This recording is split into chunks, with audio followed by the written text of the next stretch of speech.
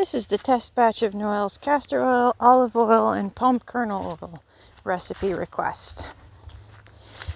Now this has actually been sitting in the mold for a couple of days.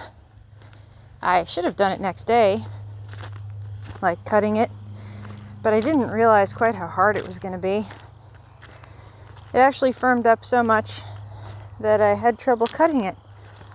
Even with tightening the strings, it was just not pushing through, and when I tried to push it through with my finger, it hurt. So I had to get a butter knife, use the handle to push it through. That worked. Overall, it's a pleasant soap.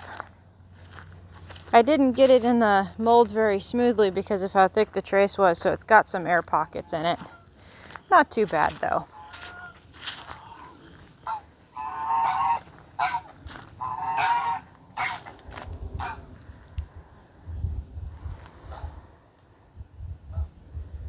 It had a very interesting swirl look to it, which I'm not really certain what caused it. It was almost like a little bit of marbling, you can kind of see. I think that might have had to do with it gelling, but I'm not certain. That's a pretty big air pocket.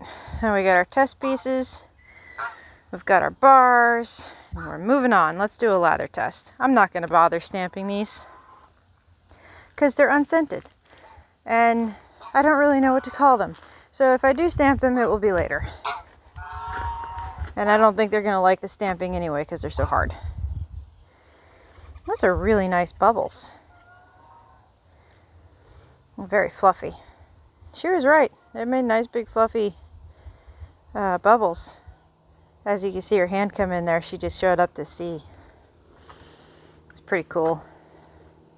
Did you see that? She just took them all. Let's slow-mo this. So I was like, these are all mine. Okay, well that limits the amount of testing we can do. She just took them all. So we can still do the pH test. I'm not going to bother putting them in the food dehydrator. They're already really hard.